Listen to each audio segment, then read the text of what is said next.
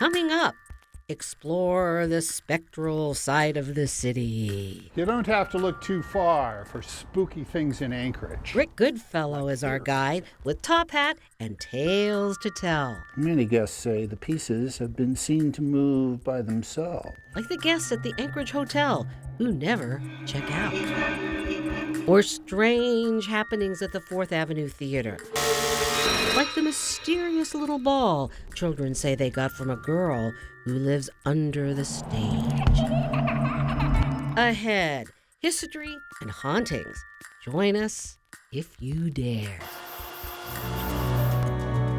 Alaska, where there are old triumphs, but also new frontiers, with challenges as great as the state itself, but a belief that the best is yet to come, bringing you the faces, the places, and the spirit of the last frontier. This is Frontiers with Rhonda McBride. Welcome to Frontiers. In this show, we explore Anchorage's paranormal landscape, rich with history and hauntings. But first, this morning, watch Only If You Dare. Photojournalist Matt Fabian teamed up with Rick Goodfellow, who gives ghost tours of Anchorage, and together they bring you a few tales sure to raise the hair on the back of your neck. We start with a visit to a historic hotel. You don't have to look too far for spooky things in Anchorage. Like here, for example.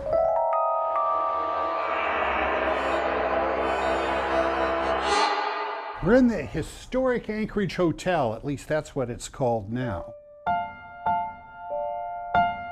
Once upon a time, it was Hotel Anchorage. That goes back to 1916, but the building we know today, downtown, 1936. It's the place where the great artist Sidney Lawrence predicted his death to the day. But that's just part of the paranormal legacy here at the historic Anchorage Hotel. The hotel keeps a chess set in the lobby, always good for a friendly game, although sometimes it's hard to know who your opponent is. Many guests say the pieces have been seen to move by themselves. In fact, things are so busy on the paranormal front, they really do keep a ghost log. The most recent entry in the ghost log is from August 28th of this year. But this is a little more interesting. In fact, it's almost exactly a year old. October 6th, 2018, a guest in room 212 had two strange occurrences. She saw a black shadow standing in the bathtub about the size of a child. The next day, after spending some time downtown, she returned to the room and noticed the smell of an unfamiliar perfume. She found from this book that the child and the smell had been noticed in her room many times before. The majority of the sightings seem to come from the second floor. In fact, if you believe the ghost log, the most active room of all is 205. But to me, the most intriguing is how the bathtub water keeps coming on all by itself. The story is, a baby drowned in that tub. There are many spooky things in Anchorage. It's all in knowing where to look.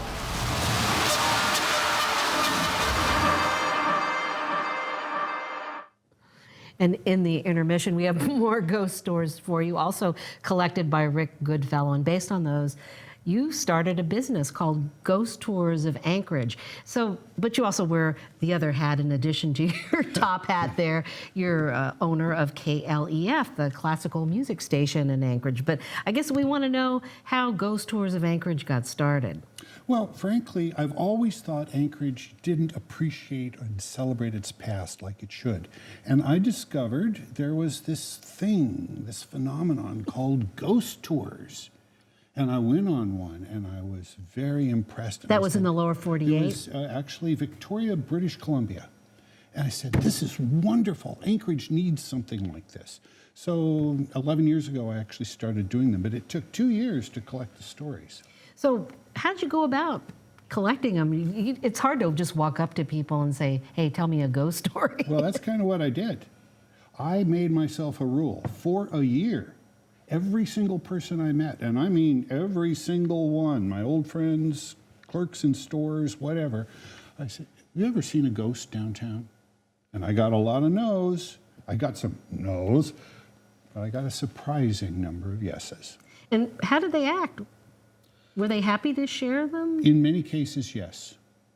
In many cases, yes. And in a few cases, things were shared with me that I've not been allowed to put in the tour. Because you might find this surprising, but there's more than one business downtown that's actually very protective of its ghost and doesn't want the ghost disturbed. They're not afraid of it. They view it as their friend, their ally, almost their child, their protector. Interesting. So do you see a pattern in these stories? In general, I would have to say Anchorage doesn't have horrific, terrible, evil, obsessive, awful, scary ghosts. In fact, sometimes I say the ghosts in Anchorage are better mannered than the people. Good point there. But after hearing all these stories, where do you fall? Believer, skeptic, somewhere in the middle? I started out as an agnostic. 11 years ago in those first tours, I would say, if you're a believer, that's great. If you're a skeptic, that's great. I'm not here to convince you. I'm here to share stories with people that I found very compelling. I had nothing to gain by sharing the story. But over the years, I've definitely become a believer. There are things out there we don't understand. And that being said, the word paranormal makes me a little, I always say there's no such thing as the paranormal. There's the normal that we don't yet understand. Well, I have never seen a ghost myself, although I feel vibes. Place either has a good vibe or a bad vibe. So it's kind of hard for me to relate to some of these stories. But I do want to ask you about Sidney Lawrence. On your tour, you talk about how he predicted the day of his death. Yes. He checked out of the hotel, packed everything, got his affairs in order, went and got a special haircut. He demanded the best haircut ever, checked in to Providence Hospital, which was then where now there's Benihana's, and had a party, hosted, in effect, his own wake. And he didn't do anything to cause his death, did he? No, he died of a stroke the next day. And did he explain this premonition ever to anybody? Never did, but he just knew, and he was very adamant about it, and not morose. He just wanted to have one more party with the buddies and have a good time with his buddies. So do you add things to your tours periodically as you incorporate a new story, maybe? In a way, the ghost tour becomes interactive with the town. People bring things to me, and again, if the rule is followed that you don't benefit from having this story, I'm very interested. And I'm always trying, I feel like I have a pretty high burden of truth because I want it to be authentic. I don't make stuff up. But when you hear similar stories from different people who don't even know each other, it begins to take on a certain credibility. And a few things Give me chills. a few things have come my way that it made me realize there are things going on here that I don't fully understand. Mr. Stribley in high school physics could not explain this. Well, we'll leave it there. Well, coming up, Club Paris. An Anchorage restaurant with a rather curious past life, why it doesn't seem to keep customers away, and how are the ghosts helpers that you don't have to pay?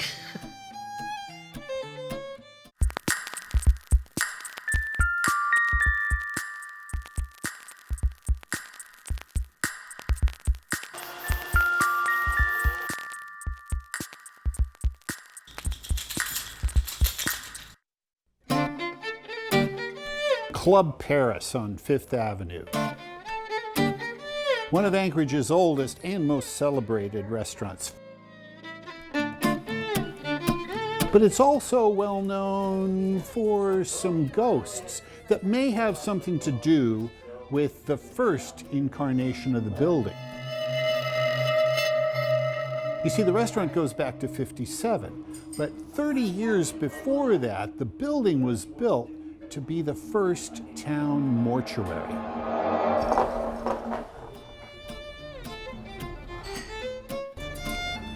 I'm here with Stan Selman, one of the owners of Club Paris. Stan, how long have you been associated with this fine restaurant? 35 beautiful years. Yeah, there's been a lot of interactions with spirits, not just the liquid ones. I've seen silhouettes, I've had bottles fall off the bar. We leave the music on for them at night. The most visual thing I saw was a silhouette of a woman standing at the till. I believe was Mary Powell, one of the first owners. Watching the till because her partner had a gambling problem and liked to dip into the tills. Now, every time anybody tells me about Club Paris, a name comes up immediately. Emily. Emily, yes. Who's Emily? You know, Emily is one of our spirits here. I believe we have more than one. Julie Dale is the one that I remember having the most interaction with Emily, and she's used to see her by the women's room door. Who knows, maybe Emily was one of the servers or a cleaner here, or... So Emily's by the women's room, and Mary keeps an eye on the till. Yeah, maybe they're just watching over the place.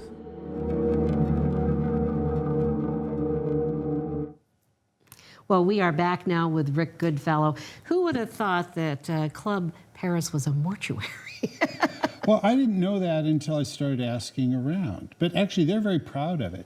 They have photos on the wall of the original building in 1927, the mortuary. Anchorage is growing up. We've got a mortuary. They were proud of that, huh? Of course. It's a sign of permanence. When you dig these things up, how do you feel? Oh, I'm always fascinated. You can't learn enough about Anchorage. It just keeps surprising. There's so much about this town, and the town has changed iteration after iteration after iteration. It really is like peeling back an onion and discovering more and more and more and more. Yet there is a trend about Anchorage that it's always recognizable, always just maybe a little bit sleazy. Well, let's talk about another establishment, the Anchor Pub. It's gone, but guess what's in its place? Well, the police department. Fate works out nicely. One of the places that when I was just asking everybody, that I went to the old fire insurance map from the 20s, and I said, that building, not the one that's there now, but that building, which was the Anchor Pub and Club, is what was the whole center of the social fabric of Anchorage back in the day, the Empress Theater. And so I went in and I said, is this place haunted?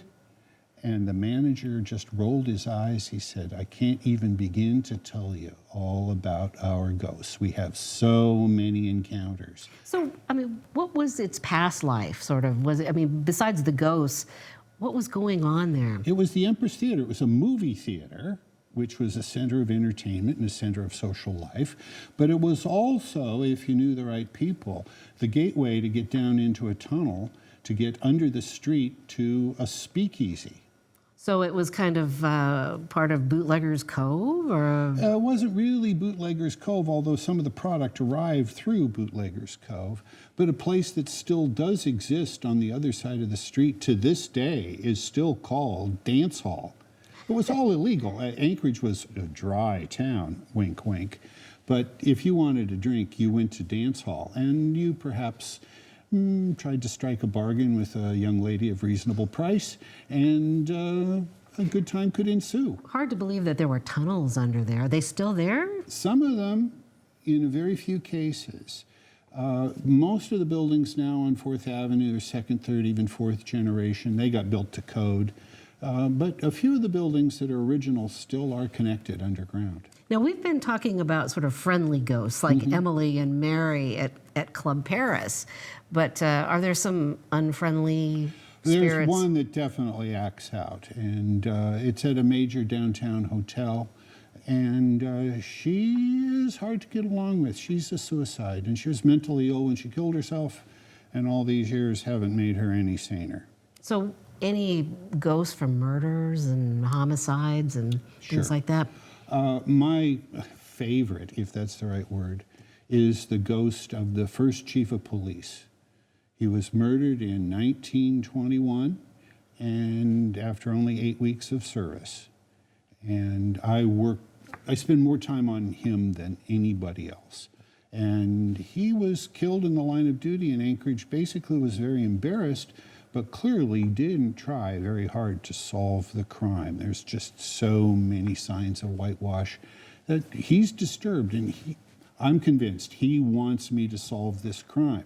And I'm doing my best. A cold case. Oh yeah, really cold. In addition to a ghost tour.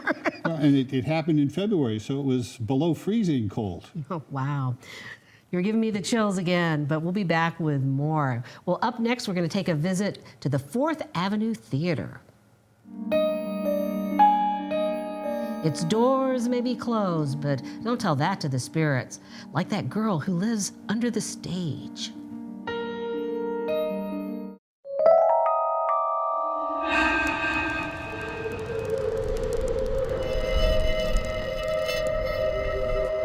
There are many spooky places in Anchorage if you just know where to look, like here, for example.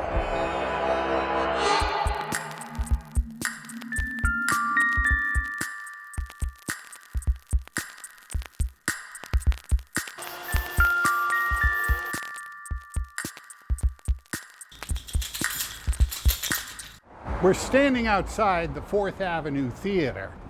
It goes back to 1947. It's seen better days. The stars are out in Alaska. But when it was brand new, it was the center of everything in Anchorage. The crown jewel, the pride of a man named Cap Lathrop, Alaska's first self-made millionaire. It's also where ghosts are seen regularly. There's the ghost of a child who lives under the stage. Many a parent has brought their children here to the 4th Avenue Theater, and when they pick them back up, the children have rubber balls. The parent says, "You didn't have that when you left." The children say, "Oh, the little girl who lives under the stage gave it to me." When you see the 4th Avenue Theater today, it's so run down, it's hard to believe. But it was more than just a movie theater, it was also an office building. It was the office for Cap Lathrop. He cooked up many a business proposition behind those windows until he died suddenly in, of all things, a railroad accident. In 1985, a man had started working in that same office. The man was outside and he noticed the lights were on. How can that be? I turned them out. He headed towards the building, wondering why were the lights on. As he got closer, he realized there's a man in there, very, very angry. Who's in my office? It was Cap Lathrop staring out at him, a man dead for 35 years. And still, there are people who say they see Cap looking out at Anchorage from behind that window.